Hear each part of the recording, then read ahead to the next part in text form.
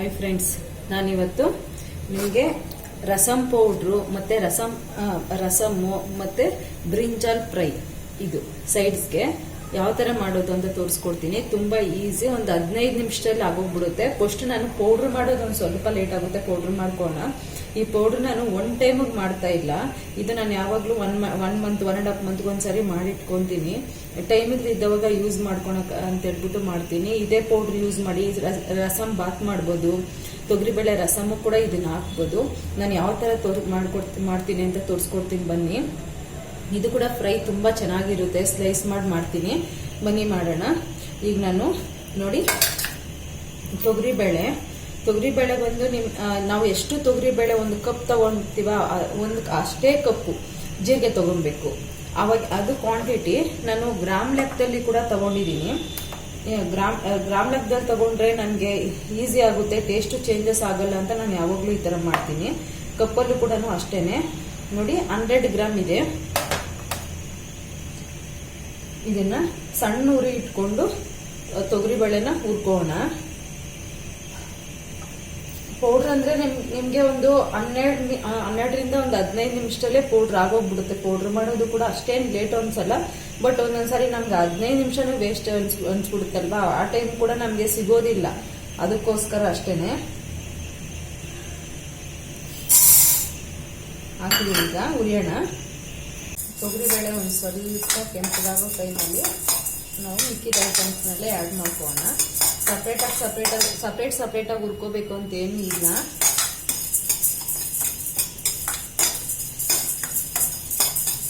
ನೋಡಿ, ಜೀರಿಗೆ ಸೇಮ್ ನಾನು ತೊಗರಿಬೇಳೆ ಎಷ್ಟು ತಗೊಂಡಿದ್ದೀನೋ ಅಷ್ಟೇ 100 ಗ್ರಾಮ್ ಜೀರಿಗೆ ತಗೊಂತಾ ಇದ್ದೀನಿ. ನೀವು 50 ಗ್ರಾಮ್ಗೆ ಫಸ್ಟ್ ಮಾಡ್ಕೊಂಡು ನೋಡಿ. ನಿಮ್ಗೆ ಕನ್ಫ್ಯೂಷನ್ ಏನನ್ನ ಇದ್ರೆ ಹೆಂಗ್ ಬರುತ್ತೋ ಏನು ಅಂತ ಕ್ಲಿಯರ್ ಆಗುತ್ತೆ. ಫ್ರೆಂಡ್ಸ್, ಇದನ್ನ ನಾವು ಉರಿಬೇಕು ಅಂತ ಏನು ಇಲ್ಲ. ತುಂಬಾ ಬಿಸಿಲಿದ್ದವಾಗ ಬಿಸಿಲಿಗೆ ಇಟ್ಕೊಂಡು ಕೂಡ ನಾವು ಪೌಡರ್ ಮಾಡ್ಕೊಬಹುದು. ಬಟ್ ರಸಮ್ ನಾವು ಕುದಿಸೋ ಟೈಮಲ್ಲಿ ಒಂದ್ 2 ನಿಮಿಷ ಎಕ್ಸ್ಟ್ರಾ ಕುದಿಸ್ಕೊಂಡ್ರೆ ಸಾಕು. ಫ್ರೆಂಡ್ಸ್, ನಾನೀಗ 100 ಗ್ರಾಮ್ ಜೀರಿಗೆಗೆ 20 ಗ್ರಾಮ್ ಮೆಣಸು, ಕಾಳು ಮೆಣಸು ತಗೊಂಡಿದ್ದೀನಿ. 10 ಗ್ರಾಮ್ ಮೆಂತ್ಯ. ನೀವು ಟೇಬಲ್ ಸ್ಪೂನ್ ಅಲ್ಲಿ ಅಂದ್ರೆ 1 ಟೇಬಲ್ ಸ್ಪೂನ್ ಹಾಕೊಳ್ಳಿ. ಅರ್ಧ ಟೇಬಲ್ ಸ್ಪೂನ್ ಮೆಂತ್ಯ ಹಾಕೊಳ್ಳಿ. 1 ಟೇಬಲ್ ಸ್ಪೂನ್ ಸಾಸಿವೆ, 1 ಟೇಬಲ್ ಸ್ಪೂನ್ ಕಾಳು ಮೆಣಸು ಹಾಕೊಳ್ಳಿ, ಸಾಕಾಗುತ್ತೆ.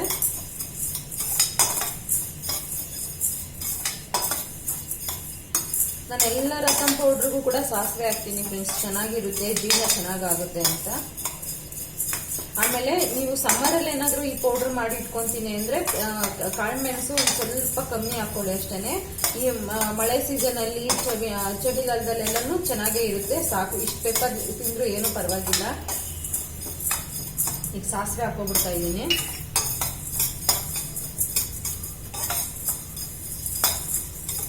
ನೋಡಿ, ಈಗ ಉರಿ ಕಮ್ಮಿನೇ ಇಟ್ಕೊಂಡು ಉರಿತಾ ಇದ್ದೀನಿ. ಈಗ 150 ಗ್ರಾಮ್ಸ್ ಮೆಣಸಿನ್ಕಾಯಿ ಇದೆ ಟೋಟಲ್ ಹಾಕೊಂತ ಇದ್ದೀನಿ. ಇದರಲ್ಲಿ ಬ್ಯಾಡಗೆ ಮೆಣಸಿನ್ಕಾಯಿ 15 ಇದೆ, ಮಿಕ್ಕಿತೆಲ್ಲ ಖಾರದ ಮೆಣಸಿನ್ಕಾಯಿನೇ. ನಾನು ರಸಮ್ಗೆ ಮೆಣಸಿನ್ಕಾಯಿ ಸುಮ್ಮನೆ 1-2 ಹಾಕ್ತೀನಿ ಅಷ್ಟೇನೆ. ನಾನೇನು ಪೌಡ್ರ್ ಹಾಕಿದ್ಮೇಲೆ ಏನು ಖಾರದ ಪುಡಿ ಏನು ಯೂಸ್ ಮಾಡಲ್ಲ.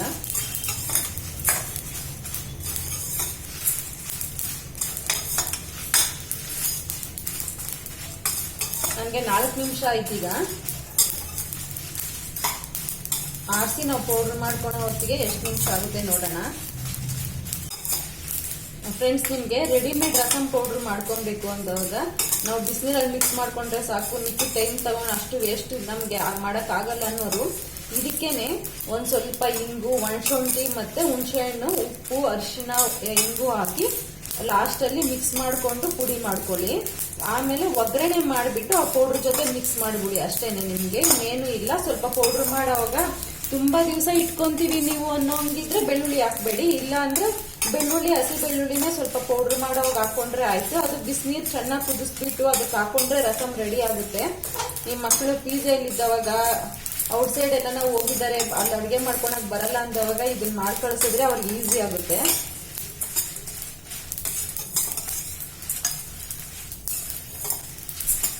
ನೋಡಿ ಫ್ರೆಂಡ್ಸ್, ಆಯ್ತು. ನಾನೀಗ ಸ್ಟವ್ ಆಫ್ ಮಾಡ್ಕೊಂಡ್ಬಿಡ್ತಾ ಇದ್ದೀನಿ.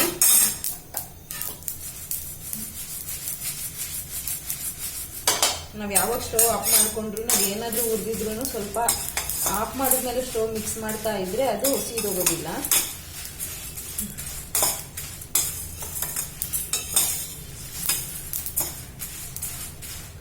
ಅರಿಶಿಣ ಮತ್ತು ಹಿಂಗು ಹಾಕ್ಕೊಂತೀನಿ ಪೌಡ್ರ್ ಮಾಡೋಕ್ಕೆ ಮುಂಚೆ. ನಿಮಗೆ ಕರಿಬೇವಿನ ಸೊಪ್ಪು ನಾನು ಒಗ್ಗರಣೆಗೆ ಹಾಕಲ್ಲ ಅನ್ನೋರು ಬೇಕಾದರೆ ಈ ಟೈಮಲ್ಲಿ ಕೂಡ ನೀವು ಕರಿಬೇವಿನ ಸೊಪ್ಪು ಹಾಕೊಬೋದು. ಸ್ಟಾರ್ಟಿಂಗ್ ನಾವು ಈಗ ತೊಗರಿ ಜೀರಿಗೆ ಹಾಕಿದ್ವಲ್ಲ ಫ್ರೆಂಡ್ಸ್, ಆ ಟೈಮಲ್ಲಿ ಕರಿಬೇವಿನ ಸೊಪ್ಪು ಯೂಸ್ ಮಾಡಿ, ಕರೆಕ್ಟಾಗಿ ಪುಡಿ ಆಗುತ್ತೆ. ಆಗ ನೋಡಿ ಹಿಂಗು ಕ್ವಾಂಟಿಟಿ ಇಷ್ಟೇ ಹಾಕ್ಬೇಕು ಅಂತ ಏನೂ ಇಲ್ಲ ಫ್ರೆಂಡ್ಸ್. ಒಬ್ಬೊಬ್ರಿಗೆ ಹಿಂಗು ಇಷ್ಟ ಆಗುತ್ತೆ, ಒಬ್ಬೊಬ್ರಿಗೆ ಇಷ್ಟ ಆಗಲ್ಲ. ನಿಮ್ಗೆ ಇಷ್ಟ ಇಲ್ಲ ಅಂದರೆ ಇದನ್ನೇ ಕಂಪಲ್ಸರಿ ಹಾಕ್ಬೇಕು ಅಂತ ಏನೂ ಇಲ್ಲ. ನಾನು ರಸಮ್ ಚೆನ್ನಾಗಿರುತ್ತೆ ಜೀರ್ಣಗೋಸ್ಕರ ಮಾಡೋದಲ್ವಾ ಅಂತ ಅಷ್ಟೇ. ಅರಿಶಿನ ನೀವು ಅರಿಶಿನ ಕೊಂಬಿದ್ರೂ ಯೂಸ್ ಮಾಡ್ಕೊಬೋದು.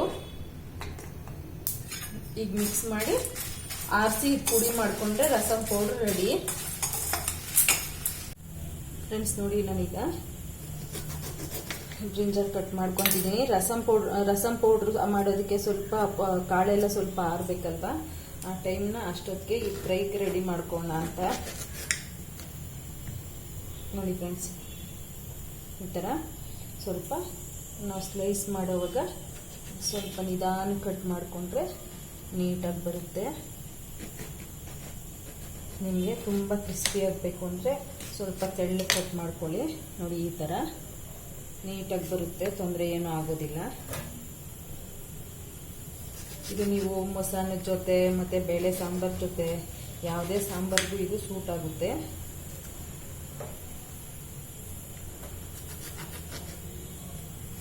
ನೋಡಿ ಫ್ರೆಂಡ್ಸ್, ನಾನೀಗ ಬ್ರಿಂಜಾಲ್ ಕಟ್ ಮಾಡ್ಕೊಂಡಿದ್ದೀನಲ್ಲ, ಅದಕ್ಕೋಷ್ಟು ನಾನು ಮಸಾಲೆ ಫಸ್ಟ್ ಹಾಕೋದಿಲ್ಲ, ಫ್ರೈ ಮಾಡ್ಕೊತೀನಿ, ಆಮೇಲೆ ಮಸಾಲೆ ಹಾಕ್ತೀನಿ. ಅದಕ್ಕೆ ಇದಕ್ಕೆ ನಾನೀಗ 1 ಟೇಬಲ್ ಸ್ಪೂನ್ ಅಷ್ಟು ಹಾಕಿದ್ದೀನಿ ಆಯಿಲು. ನೋಡಿ ಬ್ರಿಂಜಾಲ್ ಈ ಥರ ಸ್ಟವ್ ಕಮ್ಮಿ ಮಾಡಿಕೊಂಡು ಫ್ರೈ ಮಾಡ್ಕೋಣ.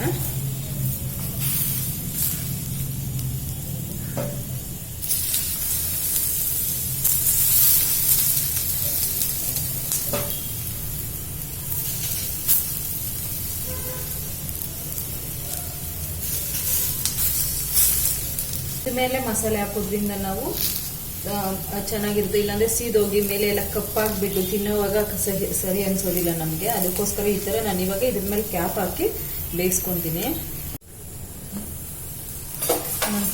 ನೋಡಿ ಫ್ರೆಂಡ್ಸ್, ನಾನು ಕ್ಯಾಪ್ ಹಾಕಿ ಇಟ್ಟಿದ್ದೆ. ನೋಡಿ, ನಿಮ್ಗೆ ಆಯಿಲ್ ಜಾಸ್ತಿ ಬೇಕು ಅಂದರೆ ಹಾಕ್ಕೊಳ್ಳಿ, ಪರವಾಗಿಲ್ಲ. ನಾನು ಆಯಿಲ್ ಕಮ್ಮಿ ಹಾಕ್ಕೊಂಡಿದ್ದೀನಿ. ಮಸಾಲೆಗೆ ಫ್ರೆಂಡ್ಸ್ ನಾವೀಗ ಒಂದು ಚಿಕ್ಕ ಬ್ರಿಂಜಾಲ್, ಅದು ಒಂದು 220 ಗ್ರಾಮ್ಸ್ ಇತ್ತು. ನಾನು ಅದರಲ್ಲಿ ಇನ್ನೂ 2 ಪೀಸ್ ಹಂಗೆ ಇಟ್ಟಿದ್ದೀನಿ, ಮಿಕ್ಕಿದ್ ಮಾಡ್ತಾ ಇದ್ದೀನಿ. ಅದಕ್ಕೆ ನಾನು ನೋಡಿ ಚಿಕ್ಕ ಸ್ಪೂನಲ್ಲಿ ಅರ್ಧ ಸ್ಪೂನ್ ಉಪ್ಪು ಹಾಕ್ತಾ ಇದ್ದೀನಿ. ಜಾಸ್ತಿ ಉಪ್ಪು ಹಾಕೊಂಬೇಡಿ. ನೀವು ಏನು ಮನೇಲಿ ಇಟ್ಟಿರ್ತೀರೋ ವಾಂಗಿಬಾತ್ ಪೌಡ್ರು ಅದನ್ನು 1 ಸ್ಪೂನ್ ಹಾಕ್ಕೊಳ್ಳಿ. ದೊಡ್ಡ ಸ್ಪೂನಲ್ಲಿ ವಾಂಗಿಬಾತ್ ಪೌಡ್ರು ಇದಕ್ಕೆ ಟೇಸ್ಟಿಯಾಗಿರುತ್ತೆ. ನಾನು ಚಿಲ್ಲಿ ಪೌಡ್ರ್ ಯೂಸ್ ಮಾಡ್ತಾ ಇದ್ದೀನಿ ಖಾರಕ್ಕೆ. ಸ್ವಲ್ಪ ನಾನು ಈ ವಾಂಗಿಬಾತ್ ಪೌಡ್ರಲ್ಲೂ ಖಾರ ಇರುತ್ತೆ, ಮತ್ತೆ ನಾನು ಈಗ ಪಲ್ಯ ಪೌಡ್ರ್ ಯೂಸ್ ಮಾಡ್ತೀನಿ, ಅದರಲ್ಲೂ ಖಾರ ಇರುತ್ತೆ. ಹಂಗಾಗಿ ನಾನು ಒಂದು ಸ್ವಲ್ಪ ಕಮ್ಮಿನೇ, ಅಂದರೆ ಒಂದು 1/4 ಸ್ಪೂನ್ ಅಷ್ಟು ಹಾಕ್ತಾ ಇರ್ತೀನಿ. ಮೊಸರನ್ನಕ್ಕೆ ನೀವು ಮಾಡ್ಕೊಂಡಾಗ ಒಂದು ಸ್ವಲ್ಪ ಜಾಸ್ತಿ ಹಾಕ್ಕೊಳ್ಳಿ ಖಾರ. ಈಗ ನಾನು ಮಾಡ್ತಾ ಇರೋದು ರಸಮ್ಗೆ, ಅದಕ್ಕೆ ಸ್ವಲ್ಪ ಕಮ್ಮಿ ಹಾಕ್ಕೊಂಡಿದ್ದೀನಿ. ಅರಿಶಿನ ಮತ್ತೆ ಇದಕ್ಕೆ ಧನಿಯಾ ಪುಡಿ ಫ್ರೆಂಡ್ಸ್, ಧನಿಯಾ ಪುಡಿ ಚೆನ್ನಾಗಿರುತ್ತೆ, ಅರ್ಧ ಸ್ಪೂನು. ಇದ್ರ ಒಳ್ಳೆ ಫ್ಲೇವರ್ ಬರುತ್ತೆ ಧನಿಯಾ ಪುಡಿ ಇದಕ್ಕೆ. ಈಗ ಇದಕ್ಕೆ ನಾವು ಸ್ಪೂನ್ ತಗೊಂಡು ಚೆನ್ನಾಗಿ ಫಸ್ಟ್ ಮಿಕ್ಸ್ ಮಾಡಿಕೊಂಡು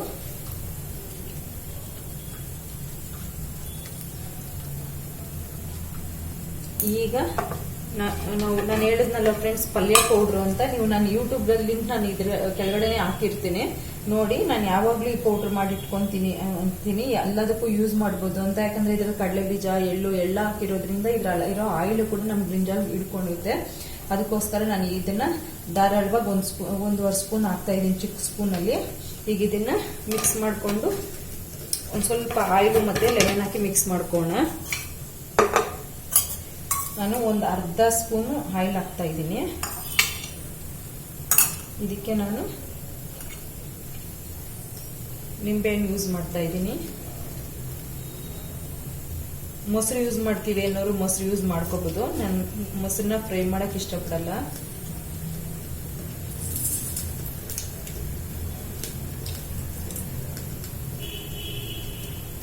ನೋಡಿ, ಅರ್ಧ ನಿಂಬೆಹಣ್ಣು ಹಾಕ್ತೀನಿ. ಈಗ ಇದನ್ನ ಮಿಕ್ಸ್ ಮಾಡ್ಕೊಳ್ಳೋಣ.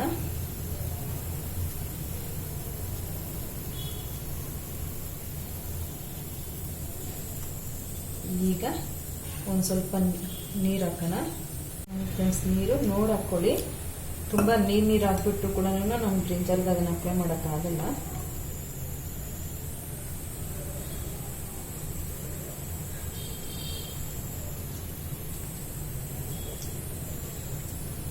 ನೋಡಿ, ಅದ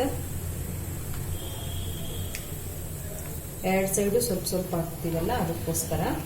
ನಿಮಗೆ ಹುಳುಳಿ ಇಷ್ಟ ಆಗುತ್ತೆ ಅಂದರೆ ನಿಂಬೆಹಣ್ಣು ಇನ್ನೂ ಅರ್ಧ ಹಾಕ್ಕೊಳ್ಳಿ.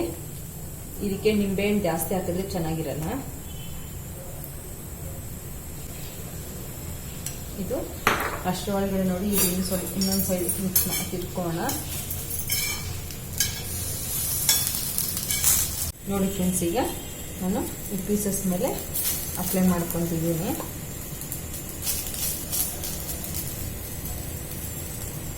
ಈ ಮಸಾಲೆ ಹಾಕಿದ್ಮೇಲೆ ಒಂದು 2 ನಿಮಿಷ ಬೆಂದರೆ ಆಗೋಯ್ತು. 2 ಸೈಡು ಮಾಡ್ತೀನಿ, ಬಟ್ ಒಂದು ಸೈಡ್ ಫಸ್ಟ್ ಆದಮೇಲೆ ಇನ್ನೊಂದು ಸೈಡ್ ಮಾಡ್ತೀನಿ. ಫ್ರೆಂಡ್ಸ್, RCB ಗೆದ್ದಿದೆ ನಿನ್ನೆ. 18 ವರ್ಷ ಆದಮೇಲೆ ಗೆದ್ದಿದೆ. ತುಂಬ ಖುಷಿ ಆಯಿತು. ನಾವು ಇದನ್ನ ಜೀವನಕ್ಕೂ ಕೂಡ ಅಳವಡಿಸ್ಕೋಬಹುದು. ಒಂದು ಸ್ಟೂಡೆಂಟು ನನ್ನ ಕೈಲಾದೆ ಅಂತ ಸೂಸೈಡ್ ಮಾಡ್ಕೊಳೋದು, ಈ ಥರವರೆಲ್ಲನೂ ನೋಡಿ, ತಾಳ್ಮೆಯಿಂದ ಏನೇ ಬೇಕಾದರೂ ಸಾಧನೆ ಮಾಡ್ಬೋದು ಅಂತ ತಿಳ್ಕೊಂಡ್ರೆ ಸಾಕು. ನಾವು ಅಷ್ಟೇನೆ, ದೊಡ್ಡವರು ಕೂಡ ಅಷ್ಟೇನೆ. ನಾವೇನೋ ಒಂದು ಬಿಸ್ನೆಸ್ ಮಾಡಿದ್ವಿ, ಜೀವನದಲ್ಲಿ ಸೋತೋದ್ವಿ ಅನ್ನೋದಕ್ಕಿಂತ ಮತ್ತೆ ಮತ್ತೆ ಟ್ರೈ ಮಾಡ್ತಾ ಇದ್ರೆ ಎಲ್ಲೋ ಒಂದು ಕಡೆ ನಮ್ಗೆ ಗೆಲುವು ಸಿಕ್ಕೇ ಸಿಗುತ್ತೆ ಅನ್ನೋದು ನನ್ನ ಅನುಭವ.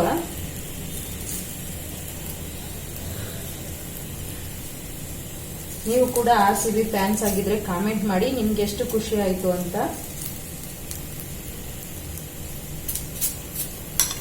ನೋಡಿ ಫ್ರೆಂಡ್ಸ್, ನಾನು ಈ ಗ್ಯಾಪಲ್ಲಿ ರಸಂ ಪೌಡ್ರನ್ನ ಮಾಡಿಟ್ಕೊಂಡಿದ್ದೀನಿ. ಇದು ನಾವು ಖಾರದ ಪುಡಿ ಕೂಡ ಎಲ್ಲ ಏನೂ ಹಾಕೋಂಗಿಲ್ಲ ರಸಮ್ಗೆ.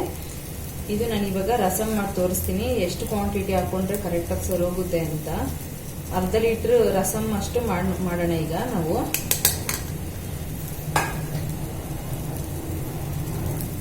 ಈಗ ನಾವು ಇದನ್ನ ತಿರುವಾಕೋಣ. ಆಮೇಲೆ ಮತ್ತೆ ಇದ್ರ ಮೇಲೆ ಮಸಾಲೆ ಹಾಕೊಬೇಕು. ಆಗಲೇ ಹಾಕ್ದಂಗೆ ಇದ್ರ ಮೇಲೆ ಎಲ್ಲಾನು ಮಸಾಲೆ ಹಾಕೊಂಡ್ರೆ ಆಯ್ತು.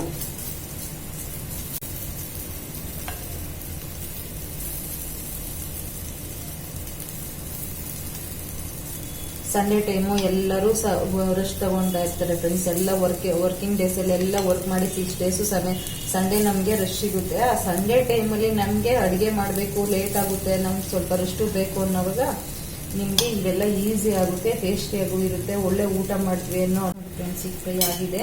ನೀವು ಮಸಾಲೆ ಹಾಕಿದ್ಮೇಲೆ 2 ಸೈಡನ್ನು 1 ನಿಮಿಷ ಬಿಟ್ಟರೆ ಸಾಕು. ನೋಡಿ, 2 ಸೈಡು ಕರೆಕ್ಟಾಗಿ ಬೆಂದ್ಕೊಂಡ್ಬಿಡುತ್ತೆ. ಎಣ್ಣೆ ಜಾಸ್ತಿ ನಾನು ಹಾಕಿಲ್ಲ. ನಿಮ್ಗೆ ಎಣ್ಣೆ ತುಂಬ ಇಷ್ಟ ಆಗುತ್ತೆ ಅನ್ನೋರು ಮಾತ್ರ ಸ್ವಲ್ಪ ಜಾಸ್ತಿ ಯೂಸ್ ಮಾಡಿ. ನಾನು ಹಾಕಿರೋ ಪೌಡ್ರಲ್ಲಿ ಎಣ್ಣೆ ಇರೋದ್ರಿಂದ ನಾನು ಏನು ಹೋಗೋದಿಲ್ಲ. ತುಂಬ ಚೆನ್ನಾಗಿರುತ್ತೆ ಇದೆಲ್ಲದಕ್ಕೂ. ನೋಡಿ ಫ್ರೆಂಡ್ಸ್, ಈಗ ಬ್ರಿಂಜಾಲ್ ಫ್ರೈ ಮಾಡಿಟ್ಕೊಂಡಾಗ ಈಗ ನಾನು ರಸಮ್ ಮಾಡ್ಕೊತಾ ಇದ್ದೀನಿ. ಒಂದು ಅರ್ಧ ಟೇಬಲ್ ಸ್ಪೂನ್ ಆಯಿಲು. ನಾನು ಒಂದು 4 ಬೆಳ್ಳುಳ್ಳಿ ಜಜ್ಜಿ ಇಟ್ಕೊಂಡಿದ್ದೀನಿ. ಅರ್ಧ ಟೊಮೊಟೊ ಕಟ್ ಮಾಡಿ ಇಟ್ಕೊಂಡಿದ್ದೀನಿ. ಸ್ವಲ್ಪ ಒಂದು ಗೋಳಿ ಗಾತ್ರ ಹುಣಸೆಹಣ್ಣು ನೆನೆಸಿ ಇಟ್ಕೊಂಡಿದ್ದೀನಿ. ಒಂದು ಸ್ವಲ್ಪ ಕರಿಬೇವಿನ ಸೊಪ್ಪು ವಾಶ್ ಮಾಡಿಟ್ಟಿದ್ದೀನಿ. ನೀವು ಬೇಕಾದ್ರೆ ಕರಿಬೇವಿನ ಸೊಪ್ಪು ರಸಮ್ ಪೌಡರ್ ಎಲ್ಲ ಇದ್ರೆ ಏನು ಹಾಕೋದೇನು ಬೇಕಾಗಿಲ್ಲ. ಕಾದಿದೆ. ಒಂದು 1/4 ಸ್ಪೂನು ಸಾಸಿವೆ. ನಾನು ಎಲ್ಲ ರಸಮ್ಗೂ ಒಂದು 4-5 ಕಾಳು ಮೆಂತ್ಯ ಹಾಕ್ತೀನಿ ಫ್ರೆಂಡ್ಸ್, ಚೆನ್ನಾಗಿರುತ್ತೆ. ಈಗ ಒಂದು 3 ಮೆಣಸಿನ್ಕಾಯಿ ಹುರಿದಿಲ್ಲ ನಾನು. ನಾವು ಖಾರ ಜಾಸ್ತಿ ತಿನ್ನಬೇಕು ಅನ್ನೋದು ಅದರಲ್ಲಿ ರಸಮಲ್ಲಿ ತಿಳ್ಕೊಳ್ಳಿ ಅನ್ನೋದಕ್ಕೋಸ್ಕರ ಹಾಕ್ತೀನಿ ಅಷ್ಟೇ. ನಾನು ಬೆಳ್ಳುಳ್ಳಿ, ಕರಿಬೇವಿನ ಸೊಪ್ಪು ಮತ್ತು ಟೊಮೊಟೊ ಎಲ್ಲ ಒಟ್ಟಿಗೆ ಹಾಕೊಂಡಿದ್ದೀನಿ.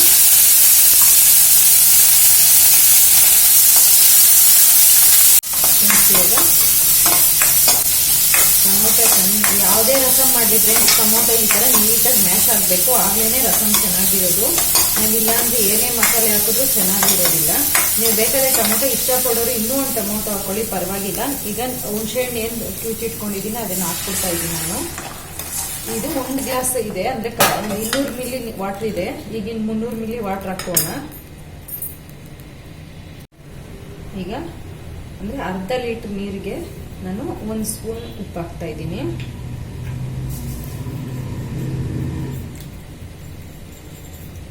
ನೀವು ನಾರ್ಮಲ್ ಉಪ್ಪು ಹಾಕ್ತೀವಿ ಅಂದರೆ 3/4 ಸ್ಪೂನ್ ಹಾಕೊಳ್ಳಿ. ಪಿಂಕ್ ಸಾಲ್ಟ್ ಅಂದರೆ ಸ್ವಲ್ಪ ಉಪ್ಪು ಉಪ್ಪಿನಂಶ ಅದು ಕಮ್ಮಿ, ಟೇಸ್ಟೇ ಅಷ್ಟೇನೆ ಅದು. ಈಗ ನಾವೇನು ರಸಮ್ ಪೌಡ್ರ್ ಮಾಡ್ಕೊಂಡಿದ್ದೀವಿ ಫ್ರೆಂಡ್ಸ್, ಆ ರಸಮ್ ಪೌಡ್ರು ನಾನು ನೋಡಿ ಈ ಟೇಬಲ್ ಸ್ಪೂನ್ ಬಂದು ಈ ಸ್ಪೂನ್ ಬಂದು ಟೇಬಲ್ ಸ್ಪೂನಲ್ಲಿ ಅರ್ಧ ಸ್ಪೂನ್ ಇಡಿಸುತ್ತೆ ಅಷ್ಟೇನೆ. ನಾನೀಗ 2 ಸ್ಪೂನ್ ಹಾಕ್ಕೊತಾ ಇದ್ದೀನಿ. ಯಾವುದೇ ಕಾರಣಕ್ಕೂ ನೀವು ಜಾಸ್ತಿ ಹಾಕೊಳಕ್ಕೆ ಹೋಗಬೇಡಿ, ಯಾಕಂದರೆ ಮೆಣಸಿನ್ಕಾಯಿ ಹಾಕಿರೋದ್ರಿಂದ ನಮಗೆ ಸ್ಪೈಸ್ ಜಾಸ್ತಿ ಆಗಿಬಿಡುತ್ತೆ. ಈಗ ನಾವು ಮಿಕ್ಸ್ ಮಾಡಿ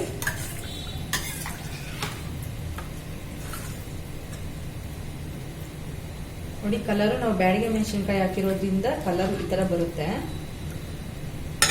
ನಾವೀಗ ಇದಕ್ಕೆ ಸ್ವಲ್ಪ ಹಿಂಗು ಹಾಕೋಣ. ನಿಮ್ಗೆ ಇಷ್ಟ ಇಲ್ಲ ಅಂದರೆ ಸ್ಕಿಪ್ ಮಾಡಿ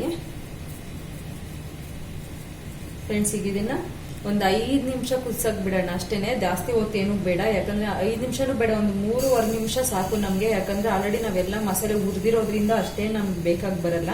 ಈಗ 3-3.5 ನಿಮಿಷ ಕುದಿಸ್ಕೋಣ ಈ ರಸಮ್ನ. ಈಗ 3.5 ಮಿನಿಟ್ ಆಗಿದೆ.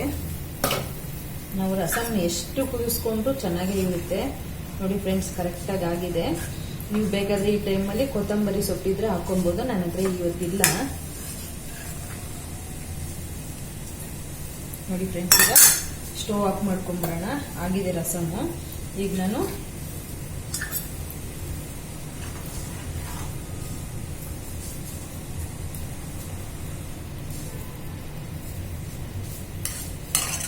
ರಸಮ್ಮು ಜೊತೆ ಒಂದು ಸ್ವಲ್ಪ ತುಪ್ಪ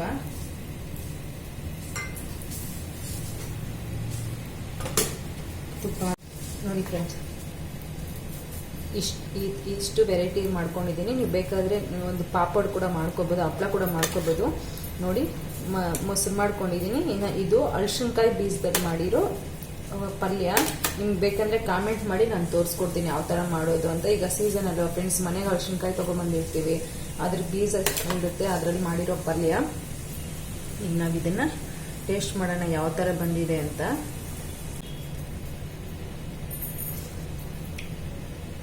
ವಾವ್ ಫ್ರೆಂಡ್ಸ್, ಉಪ್ಪು ಖಾರ ಎಲ್ಲ ಕರೆಕ್ಟಾಗಿದೆ. ಇದ್ರ ಜೊತೆ ಫಿಶು ಫ್ರೈ ಥರ ಇದೆ ಇದು ನೋಡೋದಕ್ಕೆ, ಬಟ್ ಬದನೆಕಾಯಿ ಫ್ರೈ ಇದು ನೋಡಿ. ವಾವ್, ರಸಮ್ ರೈಸ್ಗೆ ಇದು ಕಾಂಬಿನೇಷನ್ ತುಂಬ ಚೆನ್ನಾಗಿರುತ್ತೆ.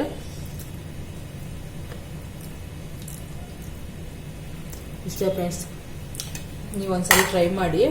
ನಿಮಗೆ ಈ ಪೌಡ್ರ್ ಮಾಡಿ ಇಟ್ಕೊಂಡ್ರೆ ಒಂದು 12-15 ಮಿನಿಟ್ಸಲ್ಲಿ ಆಗೋಗ್ಬಿಡುತ್ತೆ. ಒಂದು ಸೈಡ್ ರಸಮ್, ಒಂದು ಸೈಡು ಫ್ರೈ, ಒಂದು ಸೈಡ್ ಅನ್ನ ಮಾಡ್ಕೋಬೋದು. ನಾನು ಇದೇ ಥರ ನಾನು ಮಾಡಬೇಕು, ನಿಮ್ಗೆ ಇಷ್ಟ ಆಗೋ ಥರ ಅಡುಗೆ ಎಲ್ಲ ಮಾಡಬೇಕು ಅಂದರೆ ನನ್ನ ಚಾನಲ್ ಸಬ್ಸ್ಕ್ರೈಬ್ ಮಾಡ್ಕೊಳ್ಳಿ, ಲೈಕ್ ಮಾಡಿ, ಶೇರ್ ಮಾಡಿ, ಕಾಮೆಂಟ್ ಮಾಡಿ. ಇಷ್ಟೊತ್ತು ನನ್ನ ಅಡುಗೆ ಯಾವ ಥರ ಮಾಡಿದೆ ನೋಡಿದ್ದಕ್ಕೆ ಥ್ಯಾಂಕ್ ಯು.